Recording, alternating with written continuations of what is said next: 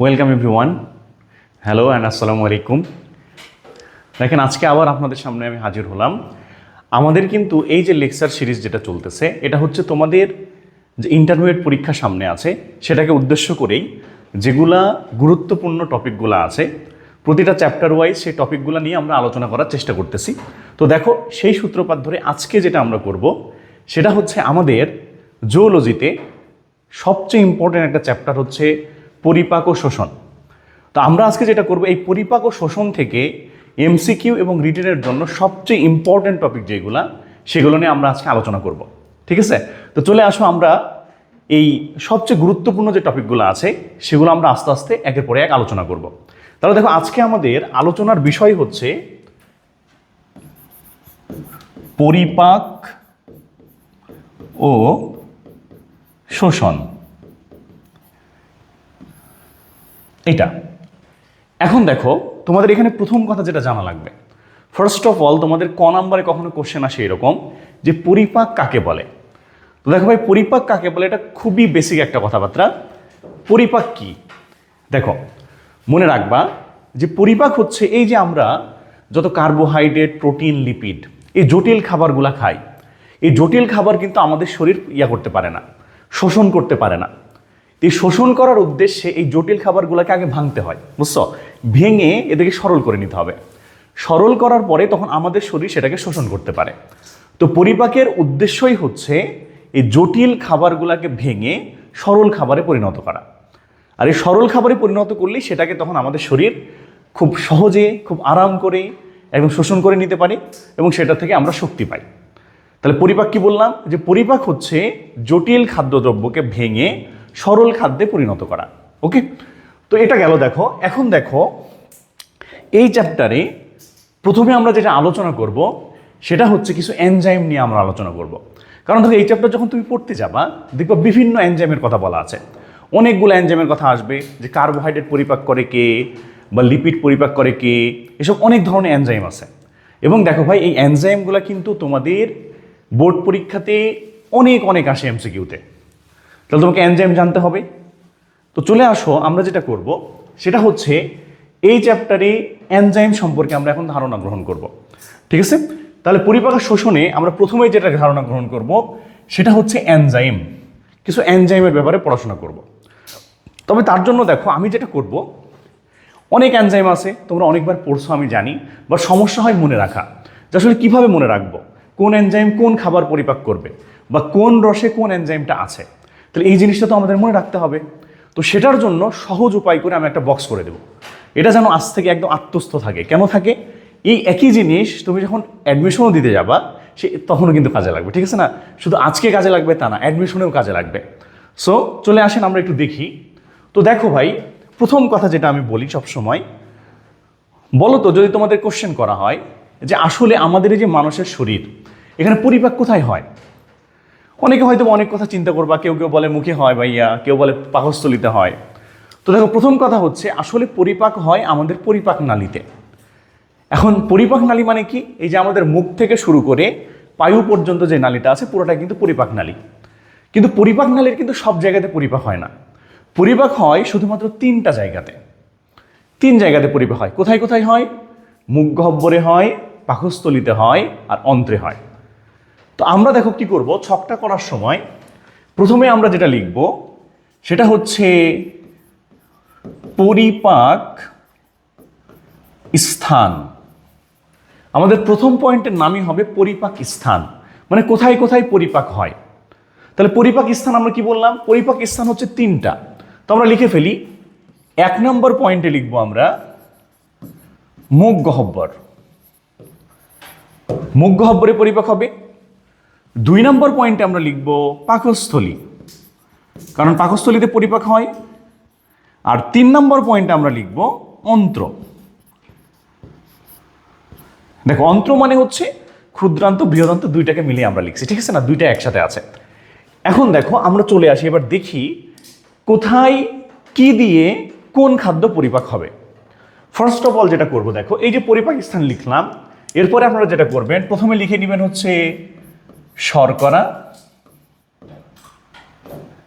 এরপরে লিখবা হচ্ছে লিপিড, তারপরে লিখবা হচ্ছে প্রোটিন। ওকে, শর্করা, লিপিড আর প্রোটিন আমরা লিখলাম। আচ্ছা, এবার একটু খেয়াল করো, দেখো ভাই, এতটুকু যদি হয় আমাদের শর্করা, লিপিড, প্রোটিন এই কথাবার্তা আমরা লিখলাম। এখন চলে আসো আমরা নেক্সট জিনিসগুলো দেখব, যেখান থেকে আমাদের এখন জানতে হবে। এই যে দেখো, আমরা লিখলাম যে পরিপাক হচ্ছে মুখ গহ্বরে হচ্ছে, পাকস্থলিতে হচ্ছে এবং অন্ত্রে হচ্ছে। এখন বলো তো, প্রথমে মনে রাখো, এই যে মুখ গহ্বর, মুখ গহ্বরে আসলে কি দিয়ে পরিপাক হয়? দেখো, মুখ গহ্বরে কিন্তু একটা রস থাকে, এই রসের মাধ্যমে কিন্তু পরিপাক হয়। সেই রসের নাম কি? অবশ্যই লালা রস। তাহলে চলে আসেন, মুখ গহ্বরে যে রস থাকে সেটার নাম হচ্ছে আমাদের লালা রস। তাহলে আমরা এখানে লিখব লালা রস। ওকে, কারণ মুখ গহ্বরে লালা রসের মাধ্যমে পরিপাক হবে, তাহলে আমরা লালা রস লিখলাম। এরপরে দেখো আছে পাকস্থলী। পাকস্থলীতে কোন রস কাজ করে? পাকস্থলীতে কাজ করে গ্যাস্ট্রিক রস,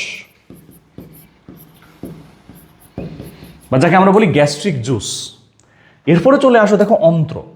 এখানে একটু মনে রাখবেন, দেখেন অন্ত্রে মোট 3টা রস কাজ করবে। 3টা রস, কি কি রস? প্রথম যেটা কাজ করবে সেটা হচ্ছে অগ্নাশয় রস। এরপরে কাজ করবে হচ্ছে আন্ত্রিক রস, আর আরেকটা রস কাজ করবে, সেটার নাম হচ্ছে পিত্ত রস।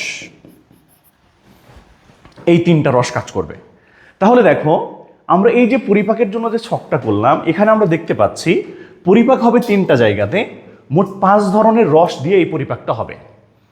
ঠিক আছে, কয় ধরনের রস হলো? 5 ধরনের। এখন কথা হচ্ছে, দেখো এই যে 5 ধরনের রস, এই 5 ধরনের রস কিন্তু 5টা গ্রন্থি থেকে ক্ষরিত হয়। তাহলে এখানে তোমাদের দেখো ভাই, আরেকটা কি কোশ্চেন আসে? আরেকটা কোশ্চেন আসে, তাহলে মানুষের পরিপাক গ্রন্থি কয়টা? তাহলে যে মনে রাখবা, 5 ধরনের রস ক্ষরণ হয়েছে 5 ধরনের গ্রন্থি থেকে। তাহলে মানুষের পরিপাক গ্রন্থি কয়টা হইল? পরিপাক গ্রন্থি হচ্ছে 5টা। ওকে না? তাহলে এবার দেখো, খেয়াল করো, তাহলে আমরা একটু দেখি যে কোন রস কোথা থেকে ক্ষরিত হচ্ছে। সবই সহজ কথা। লালা রস লালা গ্রন্থি থেকে ক্ষরিত হয়, গ্যাস্ট্রিক রস গ্যাস্ট্রিক গ্রন্থি থেকে ক্ষরিত হয়, অগ্নাশয় রস অগ্নাশয় থেকে ক্ষরিত হয়, আন্ত্রিক রস আন্ত্রিক গ্রন্থি থেকে ক্ষরিত হয়। শুধুমাত্র মনে রাখবা পিত্ত রস যেটা, বলেন তো দেখি পিত্ত রস কোথা থেকে ক্ষরিত হয়? আমি বলতে বলতে একটু চিন্তা করে ফেলেন। মনে রাখবা, যারা পিত্তথলি বলছেন তারা কিন্তু ভুল বলেছেন। মনে রাখবা, পিত্ত রস কিন্তু ক্ষরিত হয় যকৃৎ থেকে। এটা কিন্তু ভেরি ভেরি ইম্পর্টেন্ট। ঠিক আছে, ভেরি ভেরি ইম্পর্টেন্ট যে পিত্তরস যকৃৎ থেকে ক্ষরিত হয়, কারণ এটা কিন্তু অনেকবার কোশ্চেন আসছে। এটা আসার কারণ কি? কারণ সবাই মনে করে যে পিত্তরস তাহলে পিত্তথলি থেকে ক্ষরিত হবে, আসলে কিন্তু তা না। পিত্তরস ক্ষরিত হয় যকৃৎ থেকে, পিত্তথলিতে গিয়ে জমা থাকে। ওকে, তাহলে এটা একটু মনে রাখতে হবে। এখন দেখো, আমরা যেহেতু এই রসের কথাতে আসছি, এবং দেখো আমরা মেইনলি বলেছি যে আমরা এখানে আসলে এনজাইম নিয়ে আলোচনা করব। এখন দেখো, এই যে পিত্তরস লিখছি আমি সবার নিচে, মনে রাখবা পিত্তরসে কোনো এনজাইম থাকে না। ঠিক আছে,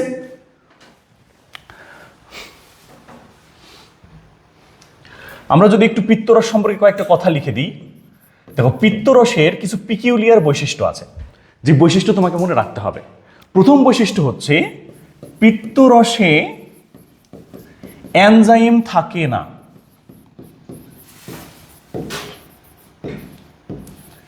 এবার কথা হচ্ছে, যদি পিত্তরসে এনজাইম না থাকে তাহলে পরিপাকে তার ভূমিকা কি ভাইয়া?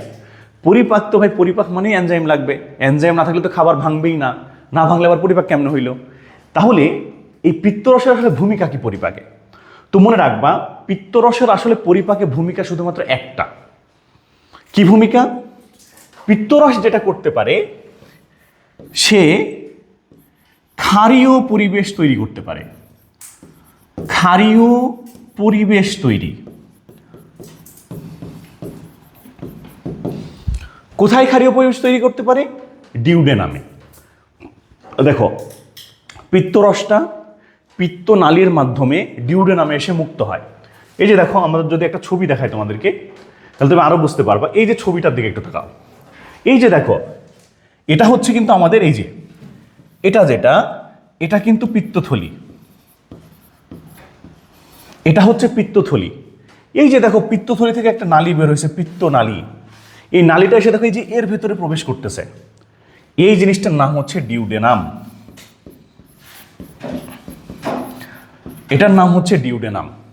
তাহলে দেখো এই যে পিত্তথলি থেকে পিত্তনালীর মাধ্যমে রসটা ডিউডেনামে আসে, আর যখন ডিউডেনামে আসবে তখন এই জায়গাটা ক্ষারীয় হয়ে যাবে, কারণ পিত্তরস যেটা, পিত্তরসটা কিন্তু আসলে ক্ষারীয়, ঠিক আছে? এই পিত্তরস যেটা, সে যেহেতু ক্ষারীয়, তাই সে আলটিমেটলি ক্ষারীয় পরিবেশ তৈরি করবে। ক্ষারীয় পরিবেশ তৈরি করে সে পরিপাকে হেল্প করবে। আর 3 নম্বর যেটা মনে রাখবা, সেটা হচ্ছে পিত্তরস ইমালসিফিকেশন করে। ইমালসিফিকেশন,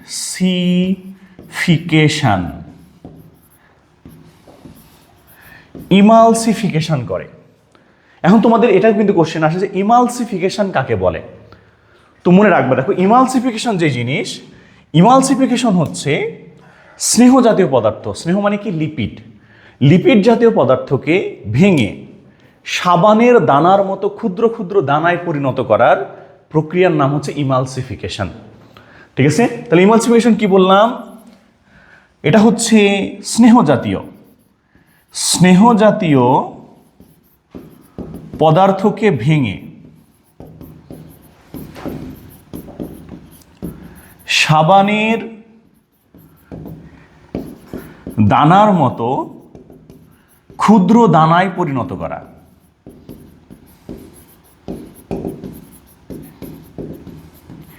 এই যে সাবানের দানার মতো ক্ষুদ্র দানায় পরিণত করতেছে, এই জিনিসটার নামই হচ্ছে ইমালসিফিকেশন। তাহলে বলো তো ভাইয়া, তোমাকে যদি এখন কোশ্চেন করা হয় যে এই পিত্তরস যেটা, পিত্তরস কোনটা পরিপাকে ভূমিকা রাখে? শর্করা, প্রোটিন নাকি লিপিড? কোনটা? তার ভূমিকা শুধুমাত্র এই যে কি বললাম, স্নেহ, স্নেহ মানে লিপিড, মানে তার ভূমিকা শুধুমাত্র স্নেহ পরিপাকে, মানে লিপিড পরিপাকে, আর কোনো কিছু পরিপাকে তার কোনো ভূমিকা নাই। ওকে, তাহলে মনে রাখবা কি কথা বললাম? পিত্তরস থেকে 3টা কথা। এটার কোনো এনজাইম থাকবে না, সে যেটা করে সে ক্ষারীয় পরিবেশ তৈরিতে হেল্প করে।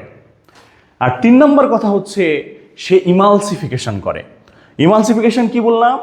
যে লিপিড জাতীয় খাদ্যকে ভেঙে তারা সাবানের দানার মতো ক্ষুদ্র দানায় পরিণত করে। ওকে, তাহলে দেখো এতটুকু কথা গেল। তাহলে পিত্তরস থেকে এই কথাটুকুই। এবং কখনো কিন্তু কোশ্চেনও আসে, তোমাদের রিটেনে পর্যন্ত আসে। রিটেনে কেমন আসে দেখো, এই যে আমরা একটু ওই যে ছবিটা দেখালাম, এই যে মনে করো ছবি, এই ছবিতে তোমাদের রিটেনে যেটা করে, এইভাবে চিহ্নিত করে দিবে। মনে করো বলে দিল যে এটা হচ্ছে এ, এটা হচ্ছে বি, এটাকে বলে দিল মনে করো সি, আর এই যে আমাদের এইটা আছে এটাকে বললো ডি। এখন তোমাদের কোশ্চেন করে এরকম যে চিত্রে ডি অংশটির পরিপাকে ভূমিকা বর্ণনা করো। তাহলে পরিপাকে ভূমিকা মানে কিন্তু ওই 3টা কথা বললাম, যে তার এনজাইম থাকবে না, কিন্তু সে কি করতে পারে? ক্ষারীয় পরিবেশ তৈরি করতে পারে, এবং স্নেহজাতীয় খাদ্যকে ভেঙে সাবানের দানার মতো ক্ষুদ্র দানায় পরিণত করে, যেটাকে আমরা ইমালসিফিকেশন বলি। পরিপাকে কিন্তু এই ভূমিকাটুকুই। তাহলে দেখো ভাই, তোমার পিত্তরস সম্পর্কে পড়াশোনা কিন্তু হয়ে গেল, এবং এটা আপনি খ নাম্বারে আসলেও পারবেন, কোনো এমসিকিউতে আসলেই পারবেন। ওকে, তাহলে পিত্তরস আমাদের শেষ। এবার আবার ফিরে আসো, দেখো আমরা যেখানে গেছিলাম এইখানে চলে আসি। এই যে আমরা ছকটা একটা তৈরি করতেছি, সে ছকের কথাবার্তায় আমরা চলে আসি আবার।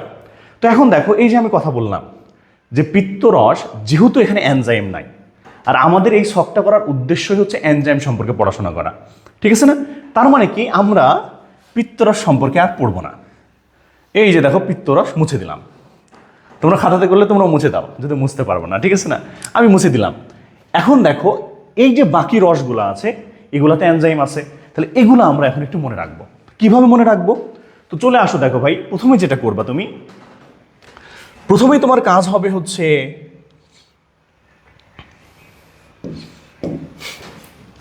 এই যে মুখ গহ্বর যেটা আছে, এই যে মুখ গহ্বর, মুখ গহ্বরের জন্য তুমি শেষের 2টা কেটে দিবা। কি করলাম আমরা? মুখ গহ্বরের জন্য শেষের 2টা কেটে দিলাম।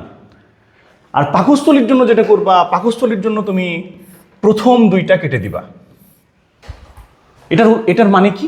এটার মানে হচ্ছে মুখ গহ্বরে শুধুমাত্র শর্করা জাতীয় খাদ্যের পরিপাক হয়, বাকি দুইটার পরিপাক হয় না। আর পাকস্থলীতে শুধুমাত্র প্রোটিনের পরিপাক হয়, বাকি দুইটার কোনো পরিপাক হয় না। ইজি কথা না? ঠিক আছে না? এটাই মনে রাখতে হবে। এখন দেখো এতটুকু যদি হয় আমাদের কথাবার্তা, এবার আমরা একটু দেখি তাহলে এটা যদি হয় তাহলে দেখো এখানে একটা ফাঁকা জায়গা আছে আর এখানে একটু ফাঁকা জায়গা আছে, তাহলে এই ফাঁকা জায়গাতে এবার কি আসবে? তো দেখো এই ফাঁকা জায়গার জন্য তুমি যেটা মনে রাখবা, ফাঁকা জায়গার জন্য মনে রাখবা হচ্ছে এটা লিখবা, এখানে লিখবো আমরা টম, আর এখানে যে ফাঁকা জায়গা আছে এখানে লিখবো আমরা পাজি। ওই যে আপনারা ছোট থাকতে টম এন্ড জেরি দেখেছেন না? দেখবো সেখানে টম কত পাজি, ঠিক আছে, জেরিটাও যদিও পাজি, দুইজনই পাজি। তো এই যে টম এন্ড জেরি যে পাজি ছিল, সে পাজি নিয়ে আমরা কথাবার্তা বলতেছি। ওকে, তাহলে এখন দেখো আমরা পড়লাম কি, টম পাজি। এবার চলে আসো, এতটুকু যদি হয় এখন আমরা দেখবো এই টম আর পাজি দিয়ে আসলে কি হচ্ছে। তার আগে আমার সাথে বলে ফেলবা দুই একবার যে টম পাজি, টম পাজি, ওই যে পাজি টম যেটা আর কি, ঠিক আছে।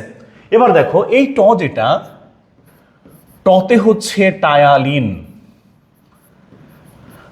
তার মানে দেখো মুখ গহ্বরে লালারসের মাধ্যমে শুধুমাত্র শর্করা পরিপাক হবে, এবং শর্করা পরিপাক করার জন্য যে এনজাইম তার নাম হচ্ছে টায়ালিন। আর এরপরে ম আছে না, মতে পড়বেন হচ্ছে মল্টেজ। তাহলে দেখো লালারসে শর্করা পরিপাক করার এনজাইম আছে দুইটা, একটার নাম টায়ালিন আর একটার নাম হচ্ছে মল্টেজ। তবে এখানে একটা কথা আপনার মনে রাখতে হবে আলাদা করে, সেটা হচ্ছে এই যে আমি টায়ালিন লিখলাম, এই যে আমি টায়ালিনটা লিখলাম, মনে রাখবা এই টায়ালিনের কিন্তু আর একটা নাম আছে। এই টায়ালিনকে বলা হয়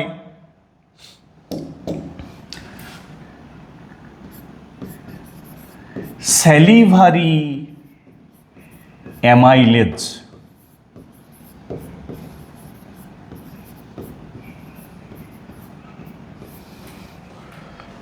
যদিও আমরা একটু আসলে পার হয়ে অন্যদিকে চলে গেছি, জায়গা পার করে ওদিকে চলে গেছি, তবে একটু মনে রাখো টায়ালিনের নাম এটা, ঠিক আছে। টায়ালিনের নাম হচ্ছে স্যালিভারি অ্যামাইলেজ। দেখো স্যালাইভা মানে হচ্ছে লালা, আর লালাতে যে অ্যামাইলেজ থাকে সেটার নাম হয়েছে টায়ালিন। তাহলে একটু মনে রাখো, তাহলে লালা রসে থাকে টায়ালিন এবং মল্টেজ। টায়ালিন যেটা, এটার আরেক নাম বলা হয় স্যালিভারি অ্যামাইলেজ। এবং এই যে লালা রসে যে টায়ালিন থাকে, এটা কিন্তু অনেক কয়বার কোশ্চেনে আসছে। এই টায়ালিন থাকে কোন রসে? তাহলে লালা রসে। এবং তারা কি পরিপাক করবে? শর্করা পরিপাক। কারণ মুখে বা আমাদের মুখ গহ্বরে শর্করা ছাড়া অন্য কারো পরিপাক হয় না। ওকে, এবার চলে আসেন, দেখেন এই যে আমরা এখানে লিখছি পাজি, তাহলে পাজিতে কি হবে? ওকে, তো চলে আসো, দেখো পাজিতে একটু মনে রাখবা, এই যে পাজির পা আছে, পথে মনে রাখবা প্রথমে হবে প্রোরেনিন, পথে এরপরে মনে রাখবা আরেকটা হবে পেপসিনোজেন। তাহলে দেখো পাজির পথে দুইটা হলো, একটা প্রোরেনিন আর একটা হচ্ছে পেপসিনোজেন। এরপরে দেখো জি আছে না, এই জিতে হবে জিলাটিনেজ, জিলাটিনেজ। তাহলে দেখো ভাইয়া কি হলো আমাদের, আমরা লালারসের শর্করা পরিপাক কি দিয়ে হবে সেটাও জেনে গেলাম, এবং পাকস্থলী যে প্রোটিন পরিপাক হবে, এই প্রোটিন পরিপাক করার জন্য কি কি এনজাইম থাকবে সেটাও কিন্তু আমরা শিখে গেলাম। ঠিক আছে, কি থাকলো তাহলে? পথে হচ্ছে প্রোরেনিন এবং পেপসিনোজেন, জিতে হচ্ছে জিলাটিনেজ। তাহলে দেখো এতটুকুর পড়া কিন্তু আমাদের হয়ে গেছে। মানে আমরা মুখ গহ্বর এবং পাকস্থলীতে পরিপাক হবে কি কি এবং কোন এনজাইম দিয়ে পরিপাক হবে সেটা কিন্তু পড়ে ফেলেছি। এবার চলে আসো, এবার অন্ত্রে ফিরে আসি। তো মনে রাখবে দেখো অন্ত্র দুই প্রকার আছে, একটা হচ্ছে ক্ষুদ্রান্ত্র আর একটা হচ্ছে বৃহদান্ত্র। এখানে একটা কথা মনে রাখবা, যত রকমের খাদ্য আছে আমরা বা যত আমরা খাবার খাই, সকল ধরনের খাদ্যের চূড়ান্ত পরিপাক হয় ক্ষুদ্রান্তে বা অন্ত্রেও বলতে পারো। ঠিক আছে, তাহলে কি বললাম? অন্ত্র যেটা, অন্ত্র বা তুমি ক্ষুদ্রান্ত বলতে পারো। এখানে মনে রাখবা এখানে হচ্ছে সকল ধরনের খাদ্যের চূড়ান্ত পরিপাক হবে।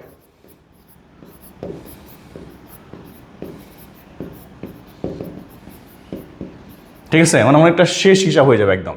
ঠিক আছে, দেখা দেখা হয়ে যাবে, একদম মারামারি হয়ে যাবে, ফাটাফাটি হয়ে যাবে, এখানে যত ফাটাফাটি সব এখানে হয়ে যাবে। চূড়ান্ত, ওখানে যে একটু একটু ভাঙাভাঙি হইল, সেই ভাঙাভাঙি এখানে চূড়ান্ত হবে একদম। ঠিক আছে না?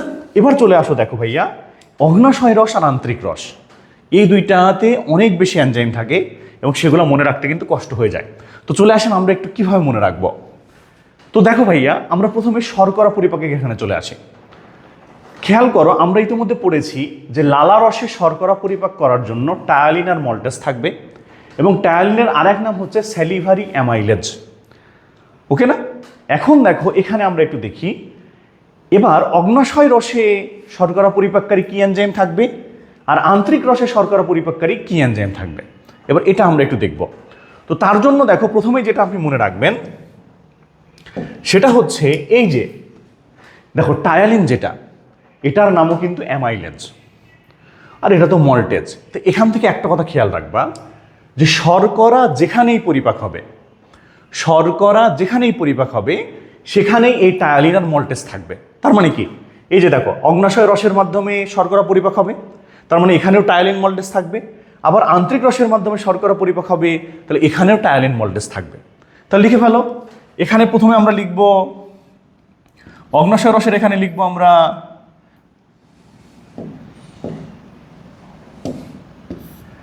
আচ্ছা, আসলে টায়ালিন মল্টেজ বলা যাবে না, শুধুমাত্র লালা রসের ক্ষেত্রে টায়ালিন, অন্য সব জায়গায় কিন্তু তার নাম হবে অ্যামাইলেজ।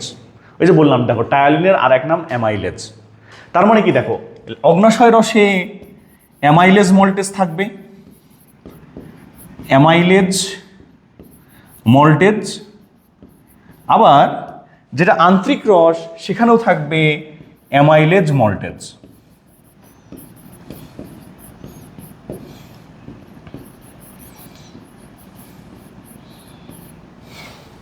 ওকে, তাহলে ফাইনাল কথা যেটা হলো, এখন থেকে যেন মনে থাকে, যেখানেই শর্করা পরিপাক হবে সেখানেই অ্যামাইলেজ মল্টেজ নামে এই দুইটা এনজাইম থাকবে। শুধু লালা রসে অ্যামাইলেজটার নাম হয়ে যায় টায়ালিন। ওকে, এখন দেখো, তাহলে তুমি বলতে পারো, ভাইয়া আর যে শর্করা পরিপাকের এনজাইম আছে ওগুলো কোথায় গেল? তো সেটা নিয়েও আমরা বলবো এখন, কোথায় গেল তারা। তো দেখো, এটা এইভাবে পড়বা, দেখো, শর্করা আমার সাথে পড়বা, এভাবে বলবা এরকম, অ্যামাইলেজ মল্টেজ সব রসে, বাকি সব আন্তরিক রসে। কি বললাম? এই যে অ্যামাইলেজ মল্টেজ সব রসে, বাকি সব আন্তরিক রসে। তার মানে এই অ্যামাইলেজ মল্টেজ ছাড়া আর যদি কোনো শর্করা পরিপাককারী এনজাইম আসে, তারা সবাই কোথায় থাকবে? তারা সবাই থাকবে আন্তরিক রসে। তাহলে কেমন হতে পারে, একটু উদাহরণ দেখে আসি যে কোনটা কোনটা হতে পারে। যেমন মনে করো, তোমাকে বলা হলো একটা এনজাইমের নাম হচ্ছে সুক্রেজ। সুক্রেজ সুক্রোজ থেকে, বা যেটা সুক্রোজকে ভাঙবে, সুক্রোজকে একটা শর্করা। তাহলে দেখো, যদি বলা হয় যে সুক্রেজ এটা কোন রসে থাকে, তাহলে সেটা থাকবে হচ্ছে আন্তরিক রসে, সুক্রেজ। কারণ আমি বলছি কি, অ্যামাইলেজ মল্টেজ সব রসে, বাকি সব আন্তরিক রসে, মানে অ্যামাইলেজ মল্টেজ ছাড়া শর্করা পরিপাকের যে এনজাইমে আসবে তারা সবাই আন্তরিক রসে থাকবে। মনে করো সুক্রেজ, তারপর আরেকটা এনজাইম থাকে হচ্ছে আইসোমল্টেজ,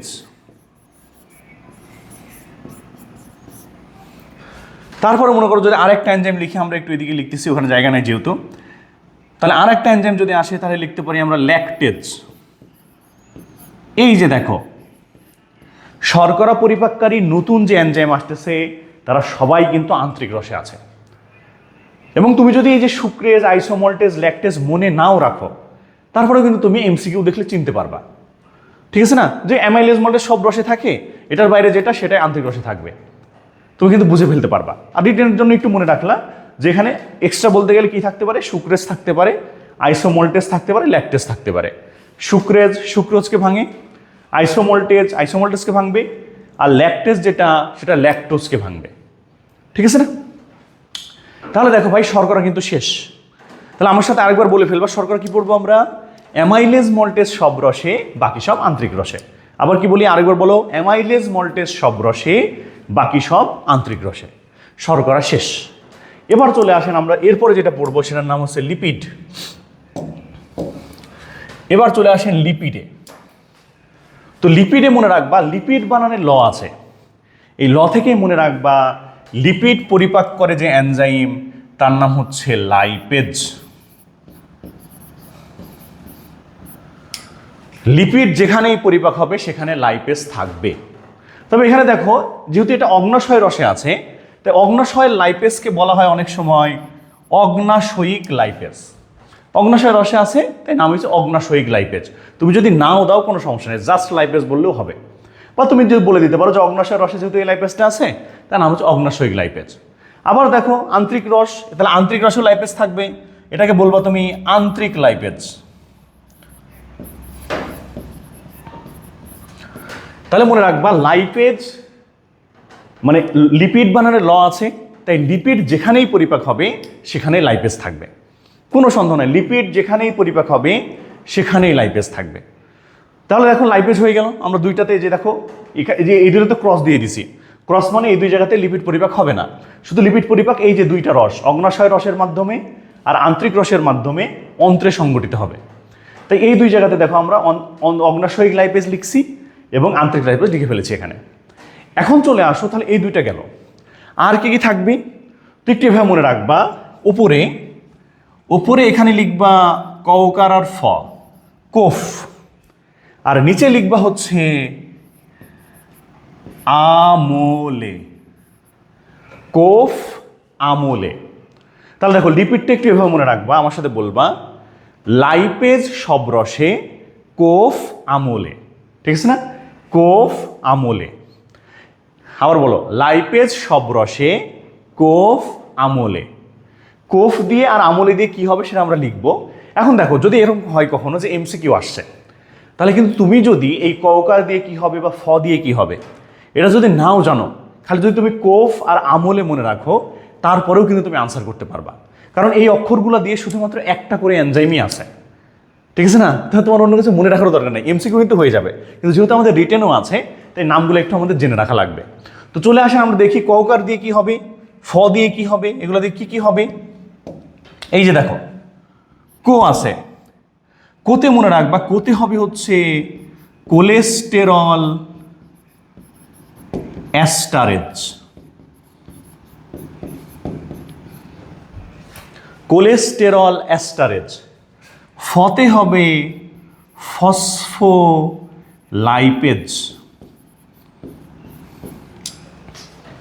ঠিক আছে? আতে হবে হচ্ছে অ্যালকালাইন ফসফেটেজ।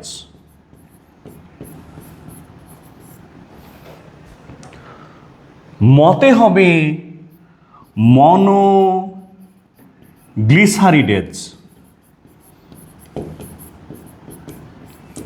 আর লেতে হবে হচ্ছে লেসিথিনেজ। এই যে দেখো, ঠিক আছে?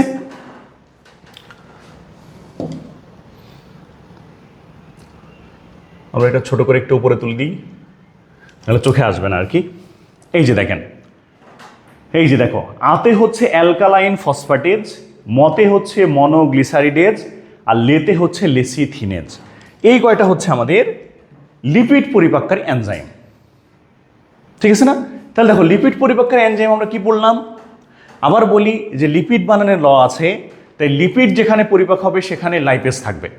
প্রথম কথা হচ্ছে লিপিড যেখানেই পরিপাক হবে সেখানে লাইপেজ থাকবে।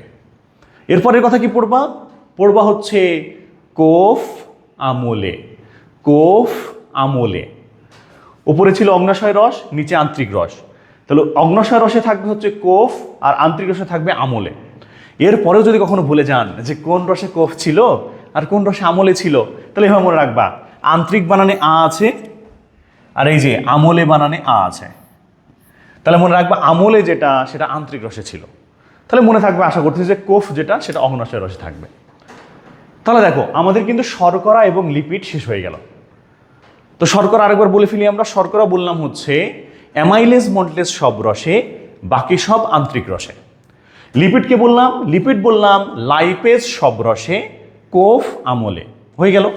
এবার চলে আসেন আমরা প্রোটিন দেখব। প্রোটিনের ক্ষেত্রে কিন্তু ইতিমধ্যে আমরা পাকস্থলীতে দেখে ফেলেছি যে পাকস্থলীতে ছিল পাজি, তাহলে পাকস্থলীতে আপনি পাজি পড়ে ফেলেছেন। এবার যেটা পড়বেন আপনি মনে রাখবেন, এই আন্তরিক রসে পাকস্থলীতে ছিল পাজি আর আন্তরিক রসে থাকবে আমি।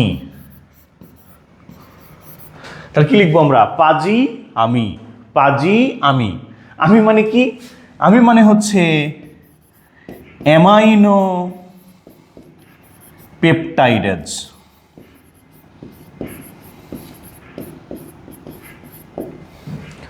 ওকে, আমি মানে কিন্তু তোমরা পাজি, ঠিক আছে? আমি কিন্তু পাজি না, ওকে? আমি ভালো মানুষ অনেক, ওকে? তো দেখো, পাজি আমি, পাজি আমি, ওকে? তাহলে দেখো, এই যে তুমি পড়লা যে প্রোটিন পরিপাক হবে পাজি আমি, আর প্রোটিন পরিপাককারী এর বাইরে যদি কোনো এনজাইম আসে তারা সবাই থাকবে হচ্ছে অগ্নাশয় রসে। তাহলে প্রোটিনটা এভাবে পড়তে হবে যে পাজি আমি, বাকি সব অগ্নাশয় রসে, পাজি আমি, বাকি সব অগ্নাশয় রসে। এখন অগ্নাশয় রসে কোনটা কোনটা থাকবে? অগ্নাশয় রসের জন্য যেটা থাকবে সেটা হচ্ছে, দেখো, সবচেয়ে কমন একটা নাম তোমরা ছোটকালেও পড়ছো, যেটার নাম হচ্ছে গিয়ে ট্রিপসিন। এই ট্রিপসিন থাকবে হচ্ছে অগ্নাশয় রসে, ট্রিপসিন থাকবে। তারপরে মনে করো থাকবে হচ্ছে, ট্রিপসিন আসলে থাকে ট্রিপসিনোজেন হিসেবে, নিষ্ক্রিয় অবস্থায় থাকে আর কি। ট্রিপসিনোজেন থাকবে, তারপরে মনে করো কাইমোট্রিপসিনোজেন থাকবে,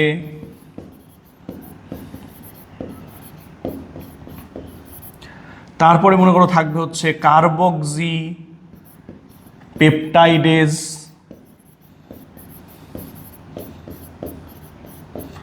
তারপরে থাকতে পারে মনে করো যে প্রো ইলাস্টেজ। এই যে নতুন যে নামগুলো আসবে প্রোটিন পরিপাককারী, তারা সবাই হচ্ছে অগ্নাশয় রসে থাকবে, ঠিক আছে না?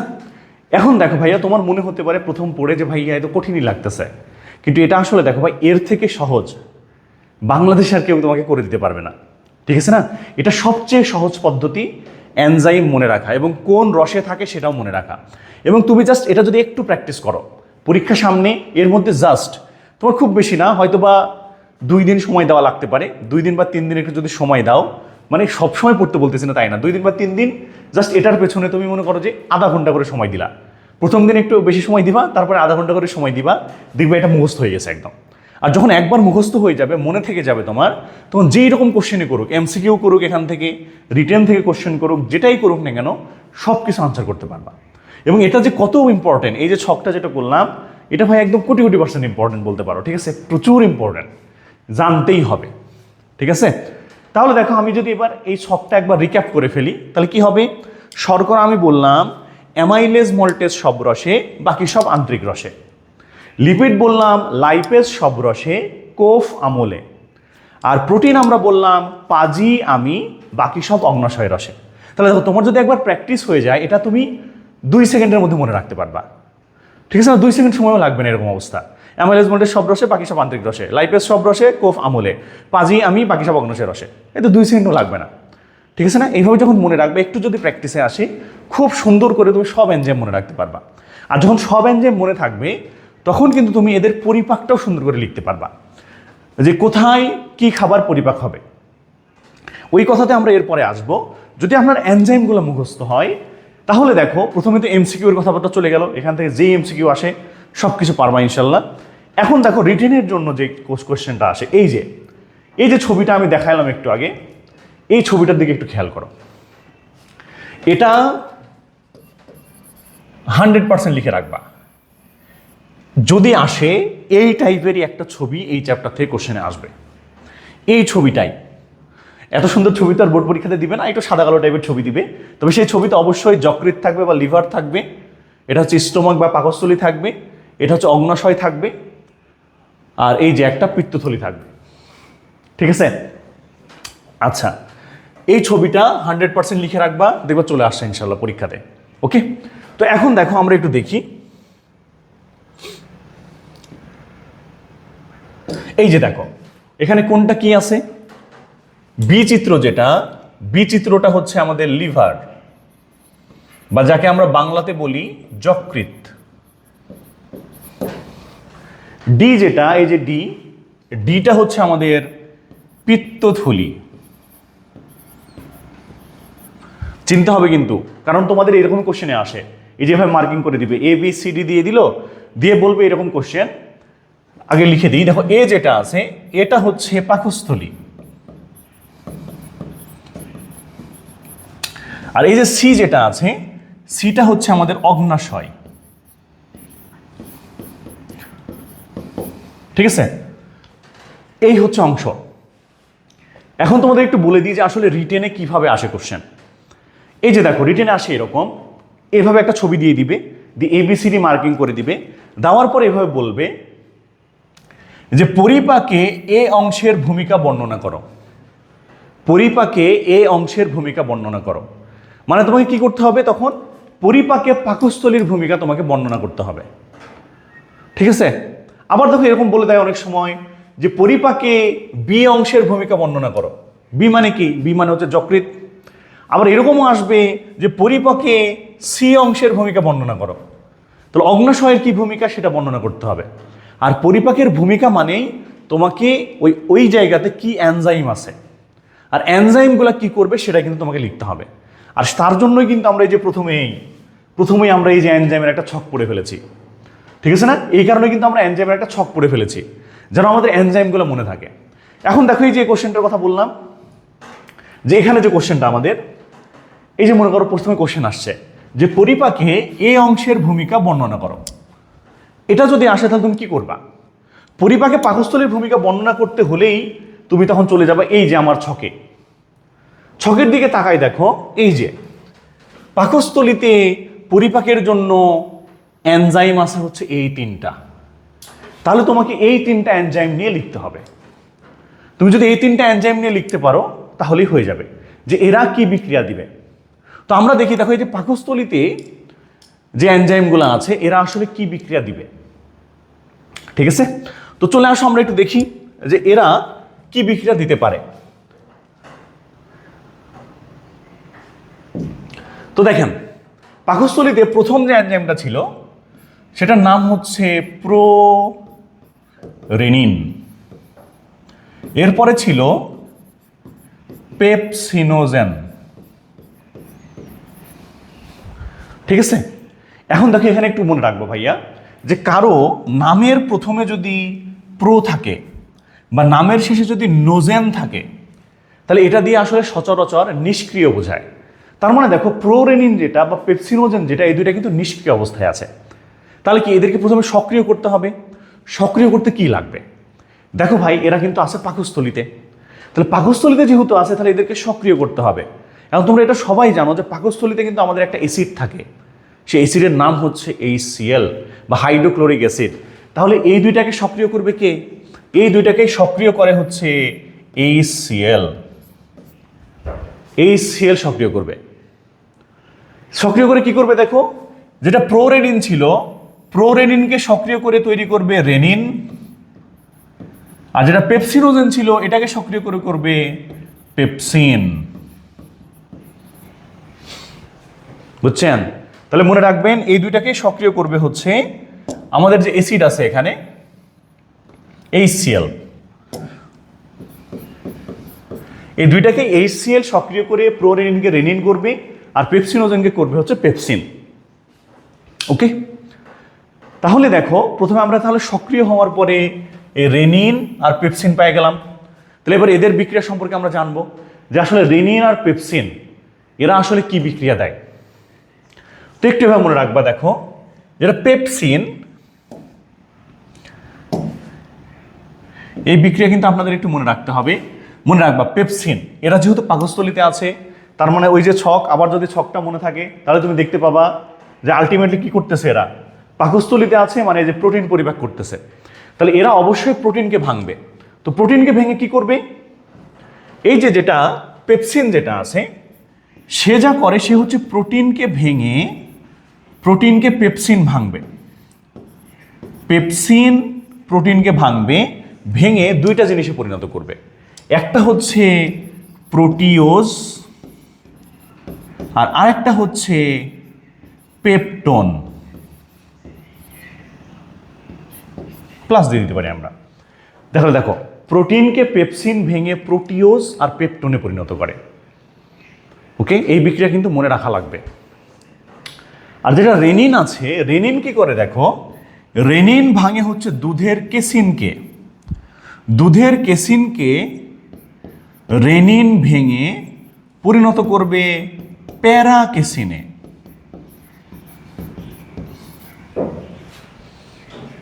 ঠিক আছে, আর এখানে একটা কথা মনে রাখিও, এই যে কেসিন লিখছি আমরা, কেসিন, এটাকে বলা হয়, এটা হচ্ছে দুধের প্রোটিন, এটা যেন মনে থাকে, দুধের প্রোটিন, দুধের প্রোটিনকে বলা হয় কেসিন। তাহলে এবার বলো তো, এটা তোমরা অনেকেই জানো, বলো তো দুধের শর্করাকে কি বলা হয়? একটু পজ করে চিন্তা করবা, তারপর দেখবা আমি আনসার মিলতেছে কিনা। মনে রাখবা, দুধের যেটা শর্করা, দুধের শর্করার নাম কিন্তু ল্যাকটোজ।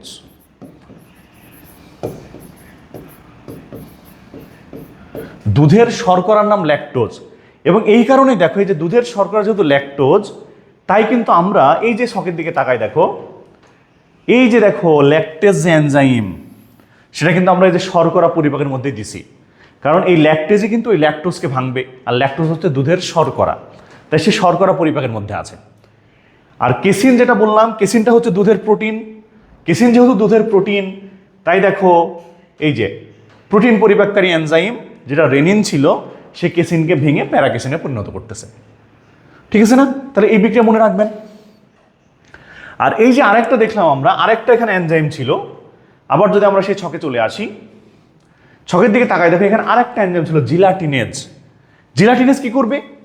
জিলাটিনেজে একটু খেয়াল রাখবা, দেখো ভাইয়া, এই যে জিলাটিনেজ যেটা ছিল, জিলাটিনেজও প্রোটিনকে ভাঙবে, প্রোটিনকে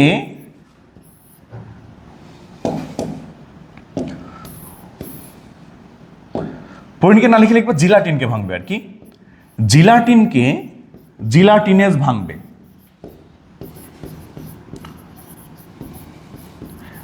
ভেঙে পলিপেপটাইডে পরিণত করবে।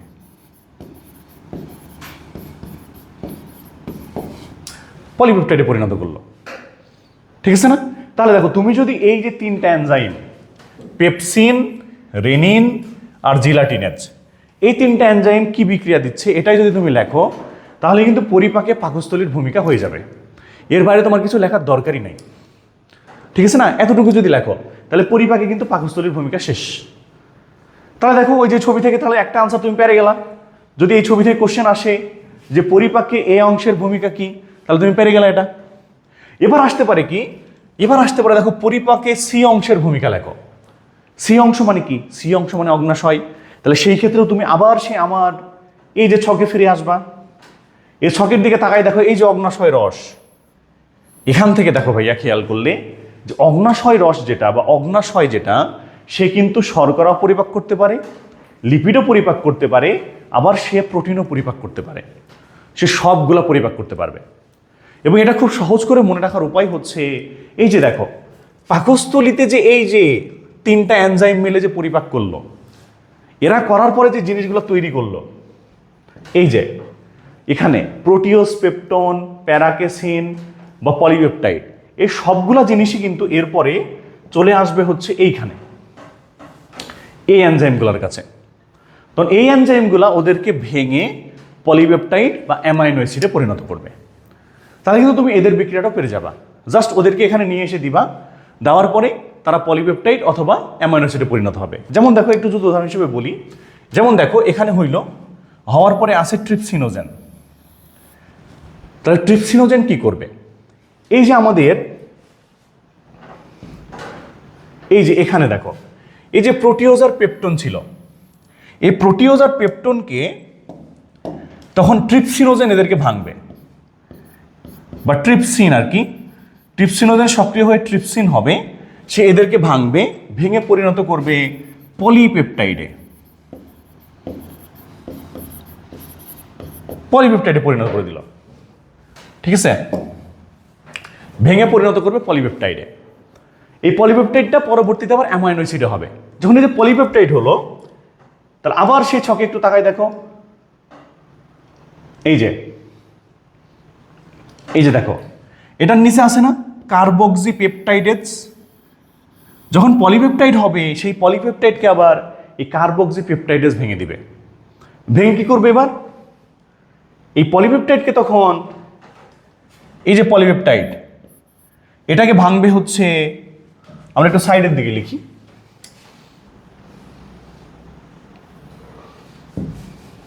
আমরা আরেকটা পেজেই লিখি। দেখো, এই যে পলিপেপটাইড ছিল,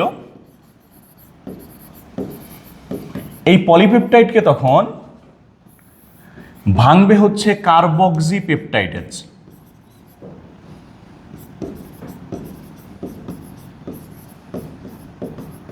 ভেঙে পরিণত করবে হচ্ছে অ্যামাইনো অ্যাসিডে।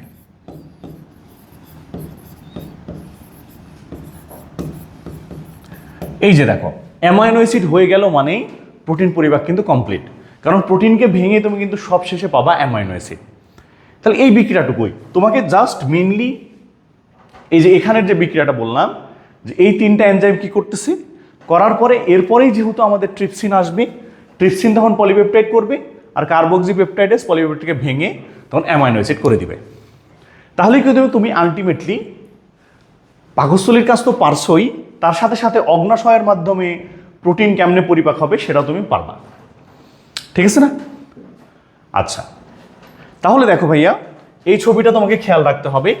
আমি লিখে দিচ্ছি 100%, এই ছবি থেকে কিন্তু কোশ্চেন আসে, অনেক আসে।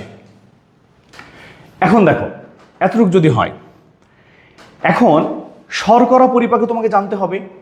এই যে আমরা এখানে একটা ছক করছি, তা তোমাকে তো জানতে হবে যে শর্করা পরিপাকের ভূমিকা কেমন হবে। তো শর্করা পরিপাকের জন্য তোমাকে কয়েকটা বিক্রিয়া একটু মনে রাখা লাগবে, যেগুলো বিক্রিয়া তুমি ছোটকাল থেকেও পড়ছো, এখন সেই বিক্রিয়াগুলো একটু মুখস্থ করে রাখা লাগবে। কি কি বিক্রিয়া পড়া লাগবে শর্করা পরিপাকের জন্য একটু খেয়াল করো ভাইয়া।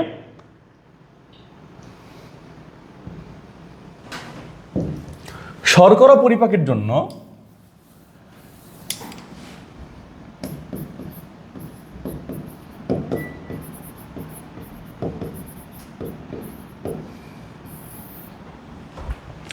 খুবই সহজ কথা। প্রথম কথা হচ্ছে, দেখো, শর্করা পরিপাকে আমাদের শুরুই হয়েছে টায়ালিন দিয়ে। টায়ালিন ছিল, তারপরে ছিল মল্টেজ। ওকে, এখন দেখো, প্রথম কথা একটু মনে রাখবা, আমরা যদি এই ছকের দিকে তাকাই, শর্করা পরিপাকের ক্ষেত্রে তাকাই, দেখো প্রথমে টায়ালিন আছে, তার নিচে মল্টেজ আছে। তাহলে এখানে একটু এভাবে মনে রাখবা যে তুমি মনে করো একটা ভাত জাতীয় বা শর্করা জাতীয় কিছু খাচ্ছ। শর্করা যদি তুমি খাও, তাহলে কি হবে? শর্করা খাইলে সর্বপ্রথম তোমার লালার সংস্পর্শে আসবে, আর লালার সংস্পর্শে আসলো মানে এই টায়ালিন আর মল্টেজের এই সংস্পর্শে আসবে। তখন কি হবে? প্রথমে যেটা হবে, এই শর্করাকে, মনে করো তুমি একটা শর্করা খাইছো,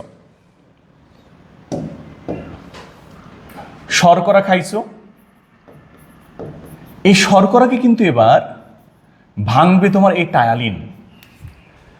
যেহেতু এই শর্করা প্রথমে টায়ালিনের সংস্পর্শে আসলো, টায়ালিন তখন শর্করাকে ভেঙে পরিণত করবে মল্টোজে।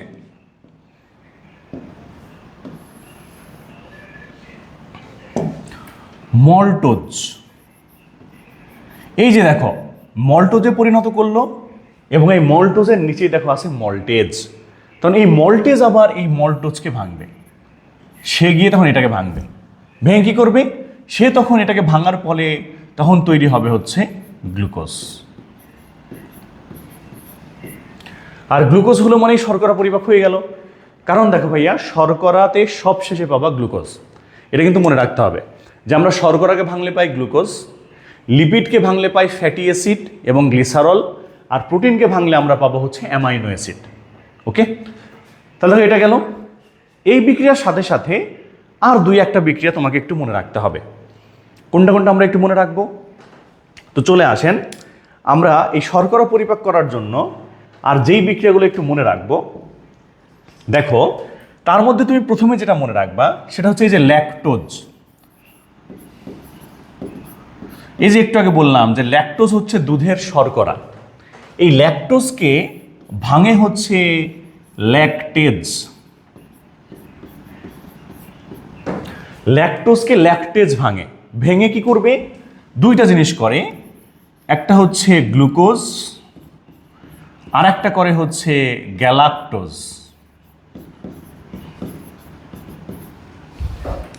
এই বিক্রিয়া লিখতে পারবা তুমি? কারণ তোমাকে দেখালাম, এই যে দেখো আবার সেই ছক, এই যে বারবার আমরা কিন্তু এই ছকে ফিরে আসতেছি। এই যে দেখো ল্যাকটোজ, ল্যাকটোজ আছে আন্তরিক রসে, তাহলে আন্তরিক রসে যখন তুমি শর্করা পরিপাক লিখবা তখন কিন্তু তুমি ওই বিক্রিয়াটা লিখতে পারবা। তাহলে এটা হচ্ছে ল্যাকটোজের কথা গেল। এরপরে আরেকটা মনে রাখবা, সুক্রোজ। সুক্রোজকে ভাঙবে হচ্ছে সুক্রেজ। ভেঙে দুইটা জিনিস করে, একটা হচ্ছে গ্লুকোজ আর একটা তৈরি করে হচ্ছে ফ্রুক্টোজ। গ্লুকোজ করবে আর ফ্রুক্টোজ তৈরি করবে। আর আরেকটা বিক্রিয়া যেটা মনে রাখবা সেটা হচ্ছে ওই যে মল্টোজ। মল্টোজ যেটা, এটাকে ভাঙে হচ্ছে মল্টেজ, ভেঙে গ্লুকোজ তৈরি করে, দুই অণু গ্লুকোজ আর কি, যেটাকে আমরা একসাথে লিখতে পারি গ্লুকোজ প্লাস গ্লুকোজ। ওকে, এই যে দেখেন এই কয়টা বিক্রিয়া তুমি মনে রাখলে শর্করা পরিপাক তুমি লিখে ফেলতে পারবা, ঠাস ঠাস করে শর্করা পরিপাক লিখে ফেলবা, ঠিক আছে না? তাহলে এই বিক্রিয়াগুলো দেখবা আর ঠাস ঠাস করে মেরে দিবা একদম। আর আমরা যদি এবার লিপিড পরিপাকের কথা বলি, দেখো ভাই লিপিড পরিপাক খুবই ইজি ব্যাপার। লাইপেজ, লাইপেজ লিপিডকে ভাঙবে, ভেঙে সরাসরি ফ্যাটি অ্যাসিড আর গ্লিসারল করবে, মাঝামাঝি কোনো জিনিসপত্র নয়, সরাসরি ফ্যাটি অ্যাসিড আর গ্লিসারল। আর এগুলো যেগুলো দেখো, এগুলোর নাম দেখলে কিন্তু তুমি বুঝবা যে কাকে ভাঙবে। দেখো এটার নাম আছে কোলেস্টেরল অ্যাস্টারেজ। কাকে ভাঙবে? কোলেস্টেরল অ্যাস্টারকে ভাঙবে। কোলেস্টেরল অ্যাস্টারকে ভেঙে কি করবে? ফ্যাটি অ্যাসিড আর গ্লিসারল লিখে দিবা। ফসফোলাইপেজ কাকে ভাঙবে? ফসফোলিপিডকে ভাঙবে, ভেঙে কি করবে? ফ্যাটি অ্যাসিড আর গ্লিসারল করবে। আবার দেখো এখানে অ্যালকালাইন ফসফেটেজ, তারপরে আছে দেখো মনোগ্লিসারিডেজ, তারপরে আছে দেখো লেসিথিনেজ। লেসিথিনেজ কি করবে? লেসিথিনকে ভাঙবে, ভেঙে আবার ফ্যাটি অ্যাসিড আর গ্লিসারল করবে।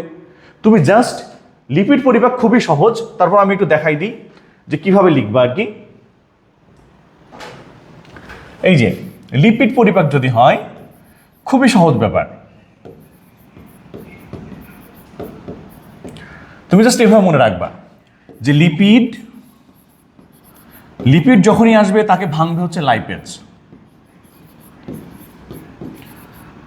ভেঙে ফ্যাটি অ্যাসিড ও গ্লিসারলে পরিণত করবে। এই ভাঙাভাঙি হয়ে গেল। তারপরে কি ছিল? কোলেস্টেরল অ্যাস্টারেজ ছিল, সে কি করবে? সে কোলেস্টেরল অ্যাস্টারকে ভাঙবে, এটাকে ভেঙে এটাকে ভাঙবে হচ্ছে কোলেস্টেরল অ্যাস্টারেজ আর কি।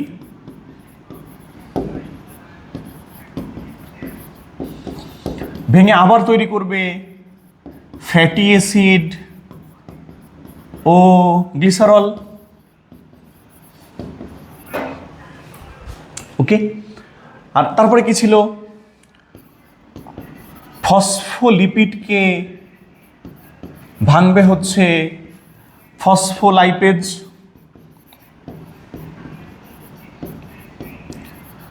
ভেঙে তৈরি করবে আবার সেই একই কথা লিখবা, ফ্যাটি অ্যাসিড ও গ্লিসারল। ইজি ব্যাপার স্যাপার, ঠিক আছে? জাস্ট এইভাবে মনে রাখবা, তাহলে কিন্তু লিপিড পরিপাক হয়ে যাবে। তার মানে দেখো আমি এই কথাই বলতে চাচ্ছি যে তোমার এই পরিপাক সম্পর্কে মাস্টারি করার জন্য বা মাস্টার হয়ে যাওয়ার জন্য, একদম দক্ষ হওয়ার জন্য তোমাকে বারবার ঘুরে ঘুরে সে একই কথা বলতেছি, মুখস্থ করতে হবে এই ছক। এই ছকটা যদি মনে থাকে, যে কোনো কিছুর পরিপাক তুমি লিখে দিয়ে চলে আসতে পারবা। ওকে না?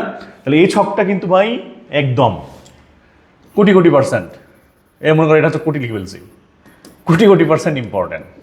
ওকে, এটা অবশ্যই এই ছকটা মনে রাখবা। তাহলে এই চ্যাপ্টার থেকে যেই কোশ্চেনই করুক, যেই কোশ্চেন করুক, যেমন কোশ্চেন করুক, কোনো কোশ্চেনে কোনো সমস্যা ইনশাল্লাহ হবে না। ওকে, তাহলে এই ছকটা মনে রাখতে হবে। তো যাই হোক, এই ছক নিয়ে অনেক কথাবার্তা বলছি এবং তোমাদের তো আমি বলে দিয়েছি যে এই ছবি থেকে কোশ্চেন আসবেই। তাহলে এই ছবিটা দেখতে হবে। যকৃৎ সম্পর্কে একটু পড়বা, যেমন যকৃৎ সম্পর্কে যেন আমি একটু এমনি ধারণা দিয়ে দিই, কিছু কথাবার্তা এমনি বলে দিই। তোমরা এটা জানো, মনে রাখতে প্রথম কথা হচ্ছে যকৃৎ মানবদেহের সবচেয়ে বড় গ্রন্থি। এখানে অনেক বিক্রিয়া হয়, তাই এটাকে জৈব রসায়নগার বলা হয়। প্রায় 500 ধরনের বিক্রিয়া এখানে হবে। তারপরে কি মনে রাখবা, যকৃৎ যেটা, এটার সব বড় খণ্ড যেটা, এই যে দেখো, এই যে এই পাশের এই খণ্ড যেটা, এই যে এই খণ্ড যেটা, এই খণ্ডটা হচ্ছে ডান খণ্ড, আর এই পাশের খণ্ডটা হচ্ছে বাম খণ্ড। তাহলে ডান খণ্ডটা বড় হয়, বাম খণ্ডটা ছোট হয়। এবং দেখো যকৃতের যে ডান খণ্ড, এই ডান খণ্ডের নিচেই কিন্তু পিত্তথলিটা থাকে। এই যে দেখো ডান খণ্ড, এটার নিচেই কিন্তু পিত্তথলি আছে। ওকে, এই কথা মনে রাখতে হবে। আর এখানে আরেকটা কথা কখনো আসে যে যকৃতের সঞ্চয়ী ভূমিকা, এটাও কিন্তু তোমাদের রিটেনে আসে। তো সঞ্চয়ী ভূমিকা মনে রাখার জন্য আমি একটা সহজ ট্রিক্স দিয়ে দিই।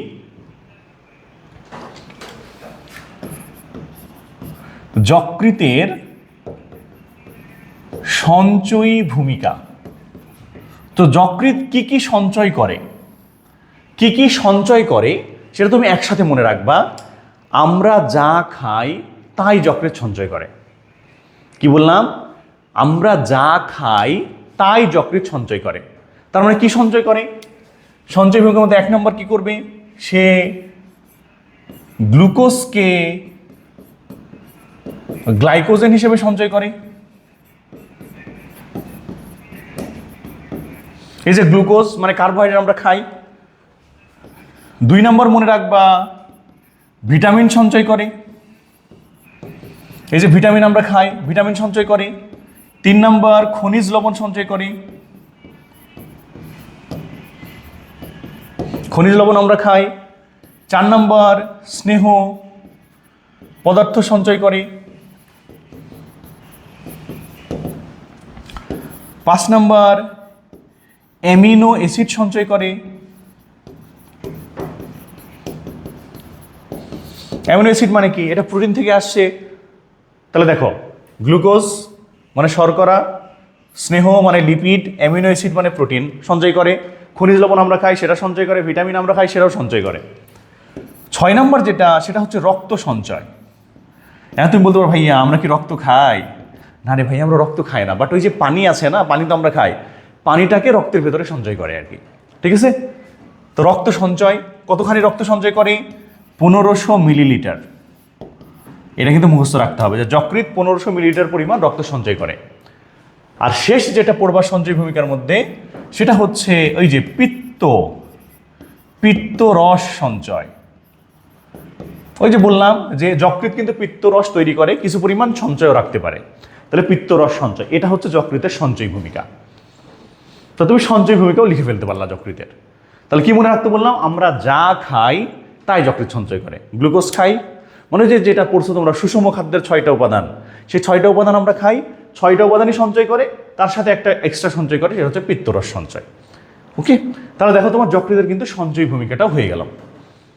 ঠিক আছে? তাহলে দেখো ভাই, আলটিমেটলি কিন্তু আমরা আজকে যেটা পড়লাম, সেখানে কিন্তু আলটিমেটলি তোমার রিটেনটা হয়ে যাচ্ছে। রিটেন এতটুকু যদি পড়েন আপনি, আমি বিশ্বাস এর মধ্যে রিটেন চলে আসবে ইনশাল্লাহ, এর বাইরে আসবে না। আর এমসিকিউ এর জন্য তো বলেই দিছি, প্রথমে একটা ছক করে দিছি, তার সাথে কিছু কথাবার্তা তো বলে দিলাম। আর এর সাথে এই চ্যাপ্টার থেকে যেটা পড়া লাগবে পরবর্তীতে, সেই জিনিসটার নাম হচ্ছে আমাদের ওবিসিটি।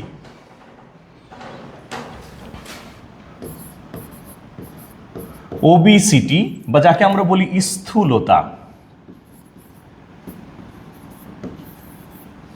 স্থূলতা স্থূলতা বা ওবিসিটি পড়তে হবে। তো এটা একটু মনে রাখবা, যদি কারো শরীরে স্বাভাবিক দৈহিক ওজনের 20% বা তার বেশি পরিমাণে চর্বি থাকে, তাহলে সেটাকে স্থূলতা বলা হয়। ঠিক আছে? স্বাভাবিক ওজনের 20% বা তার বেশি পরিমাণে যদি থাকে, তাহলে সেটা হচ্ছে স্থূলতা। তো এই স্থূলতার ক্ষেত্রে ভাই দেখো অত কিছু না, এটা তোমাদের ওই যে ঘ নাম্বারে আসতে পারে বেশিরভাগ ক্ষেত্রে। তো স্থূলতা কেন হয়, এসব ব্যাপার স্যাপার একটু পড়তে হবে। যেমন মনে করো যে তুমি যদি জীবনযাপন ঠিকঠাক না করো, অনেক সময় জেনেটিক কারণে হয়। ঠিক আছে? জীবনযাপনের ক্ষেত্রে হয়, খাদ্যাভ্যাস যদি খারাপ হয়, তারপরে যাদের ঘুম ভালো হয় না তাদের ক্ষেত্রে হতে পারে, জেনেটিক কারণে হতে পারে। আর ইম্পর্টেন্ট যে কথাটা একটু মনে রাখবা, যে কিছু কিছু রোগ আছে, এই রোগ হলে মানুষ মোটা হতে পারে। ঠিক আছে? কোন কোন রোগ?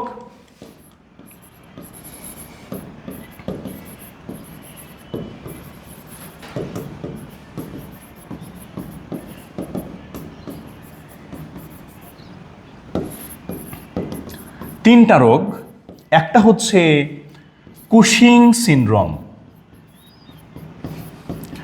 কুশিং সিনড্রোম একটা রোগ আছে, এটা যদি কারো হয় তাহলে সে মোটা হবে। 2 নম্বর হচ্ছে পলিসিস্টিক ওভারি সিনড্রোম, এটা যদি কারো হয় তাহলে সে মোটা হতে পারে। আর 3 নম্বর হচ্ছে হাইপোথাইরয়েডিজম।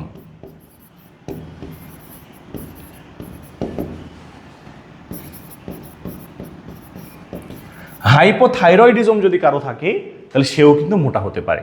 তো এই 3টা রোগ একটু মনে রাখো আলাদা করে, যে এই রোগগুলো যদি কারো হয় তাহলে সেই ক্ষেত্রে মোটা হতে পারে। ঠিক আছে, মেইনলি এটা ঘ নম্বরে লেখার জন্য এই কয়েকটা পয়েন্ট একটু দেখে রাখবা, যে এইসব কারণে মানুষ একটু মোটা হতে পারে। ওকে, তাহলে দেখো ভাইয়া, রিটেনের কথাবার্তা কিন্তু আমাদের হয়ে যাবে। ওকে, তো দেখো আজকের এই লেকচারে আমরা শেষ যে টপিকটা নিয়ে আলোচনা করব সেটা হচ্ছে অগ্নাশয়। অগ্নাশয় নিয়ে একটু আলোচনা করে আমরা আজকের লেকচারটা আমরা কমপ্লিট করে ফেলবো, শেষ করে ফেলবো আসলে। তো চলে আসেন আমরা অগ্নাশয়টা একটু দেখব। ওকে, তো চলে আসেন অগ্নাশয়।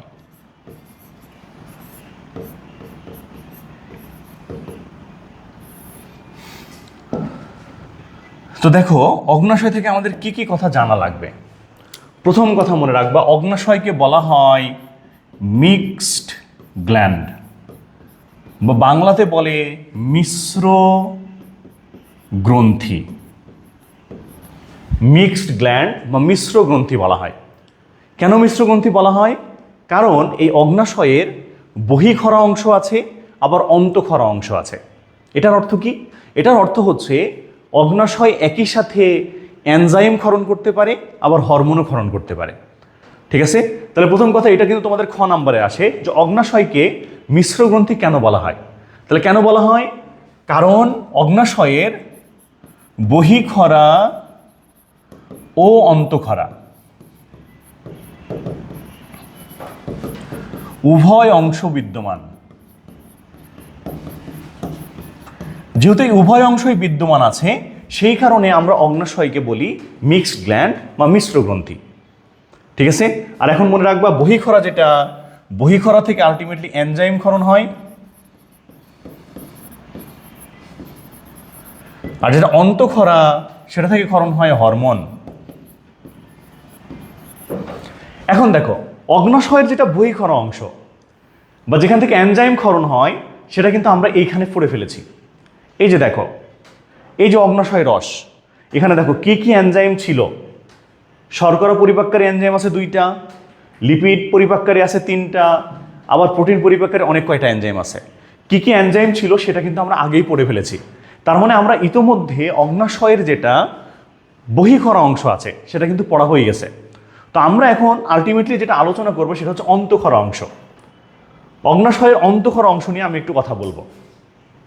মানে এই যে যেখান থেকে আলটিমেটলি হরমোনটা ক্ষরণ হচ্ছে, এই যে হরমোন ক্ষরণ যেখান থেকে হচ্ছে সেটা নিয়ে আমরা একটু আলোচনা করবো এখন। ওকে, তো চলে আসেন আমরা একটু দেখি যে অগ্নাশয়ের হরমোন ক্ষরণটা আসলে কোথা থেকে হচ্ছে। তো দেখো অন্তঃখরা, তো মনে রাখবা অগ্নাশয়ের যে অন্তঃখরা অংশ এটাকে বলা হয় আইলেটস অফ ল্যাঙ্গারহ্যান্স।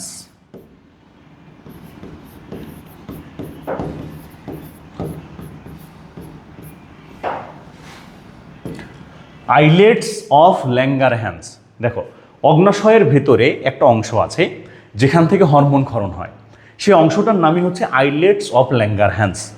ওকে, তাহলে এই আইলেটস অফ ল্যাঙ্গারহ্যান্স থেকে হরমোন ক্ষরণ হয়, তো এটা হচ্ছে আমাদের অগ্নাশয়ের অন্তঃখরা অংশ। এখন তোমাকে জানতে হবে এই অন্তঃখরা অংশ থেকে কোন কোন হরমোন ক্ষরণ হয়। খুবই ইম্পর্টেন্ট কোশ্চেন। তো কোন কোন হরমোন ক্ষরণ হয় সেটা একসাথে আপনি মনে রাখবেন, এভাবে মনে রাখবা, GISP।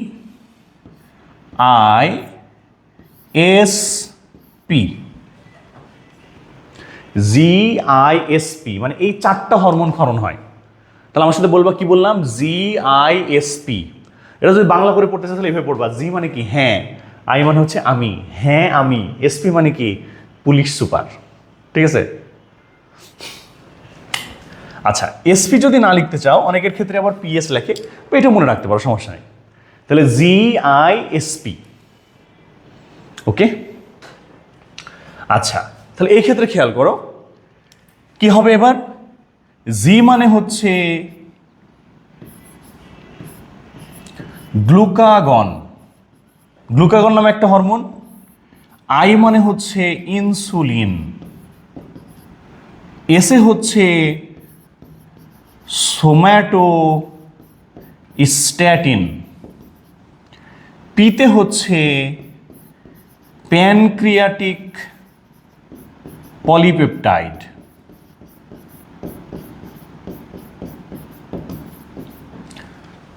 এই যে দেখো, এই 4টা হরমোন অগ্নাশয় থেকে ক্ষরিত হবে। এখন তোমাকে যেটা জানতে হবে, প্রথম কথা যে এদের কাজ কি এবং এরা কোন কোষ থেকে ক্ষরিত হয়। আইলেটস অফ ল্যাঙ্গারহ্যান্সের আবার কোষ থাকে, তাদের মধ্যে কোন কোষ থেকে ক্ষরিত হবে। ঠিক আছে? তো দেখো ভাইয়া, একটু এভাবে মনে রাখবা। দেখো, এটার নাম হচ্ছে গ্লুকাগন। তোমার আবার নাম যেহেতু গ্লুকাগন, নামের মিল আছে কার সাথে বলো তো? নামের মিল আছে গ্লুকোজের সাথে। তাই মনে রাখবা, যেহেতু গ্লুকাগন নামের মিল আছে গ্লুকোজের সাথে, তাই মনে রাখতে হবে গ্লুকাগনের কাজ হচ্ছে গ্লুকোজ বৃদ্ধি করা। ওকে, গ্লুকাগনের কাজ হচ্ছে গ্লুকোজটা বাড়ানো। এই যে উপরের দিকে তীর দিয়ে দিছি আমরা। আর ইনসুলিনের কাজ কি বলতো? ইনসুলিনের কাজ কিন্তু তোমরা অনেকেই জানো। তোমরা জানো যে ডায়াবেটিস হলে ইনসুলিন ব্যবহার করতে হয়। আর তোমরা এটাও জানো ডায়াবেটিস হলে আসলে মানুষের শরীরে চিনির পরিমাণ বা সুগারের পরিমাণ বেড়ে যায়। আর সে সুগারের পরিমাণ বা গ্লুকোজের পরিমাণ কমাতেই কিন্তু ইনসুলিন দেওয়া হয়। তার মানে ইনসুলিনের কাজ হচ্ছে, ইনসুলিন মানুষের শরীরে গ্লুকোজ কমায়। তো 2টা কাজ হয়ে গেল। তো এই 2টা কাজই তোমাকে আসলে মেইনলি মনে রাখতে হবে, যে গ্লুকাগনের কাজ কি আর ইনসুলিনের কাজ কি, কারণ এই 2টাই সবচেয়ে বেশি আসে। আর সোমাটোস্ট্যাটিন যদি মনে রাখতে পারো, এটার কাজ হচ্ছে এই যে উপরের যে 2টা, মানে এই যে ইনসুলিন আর গ্লুকাগন, এই 2টার ক্ষরণ নিয়ন্ত্রণ করে। ঠিক আছে? ইনসুলিন আর গ্লুকাগন এই 2টার ক্ষরণ নিয়ন্ত্রণ করে। আমরা লিখে দিলাম ক্ষরণ নিয়ন্ত্রণ।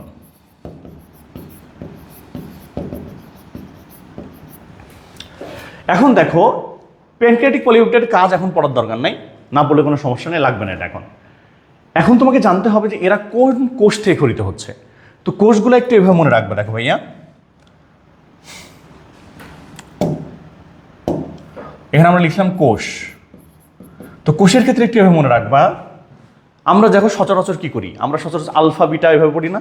তাই মনে রাখবা, প্রথমে যেটা গ্লুকাগন, এ ক্ষরিত হয় আলফা কোষ, ইনসুলিন হয় বিটা কোষ, যেটা সোমাটোস্ট্যাটিন এটা ক্ষরিত হয় হচ্ছে ডেল্টা কোষ, আলফা বিটা ডেল্টা। আর এটা মনে রাখবা, এটার নাম হচ্ছে প্যানক্রিয়াটিক পলিপেপটাইড। দেখো নামেই 2টা পি আছে না, এই যে প্যানক্রিয়াটিক পলিপেপটাইড, নামেই যেহেতু 2টা পি আছে, তাই মনে রাখবা এটা যে কোষ থেকে ক্ষরিত হয় তার নাম হচ্ছে পিপি কোষ, পিপি। তাহলে দেখো, আলফা বিটা ডেল্টা পিপি, আলফা বিটা ডেল্টা পিপি।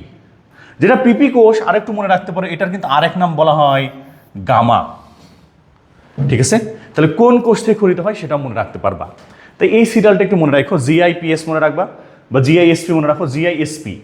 হ্যাঁ, আমি এসপি, আমি পুলিশ সুপার হয়ে গেছো তুমি। ঠিক আছে? দিয়ে মনে রাখবা এই 4টা ক্ষরণ হয়, কাজ কি আর কোন কোষ থেকে ক্ষরিত হয় সেটাও দেখলাম।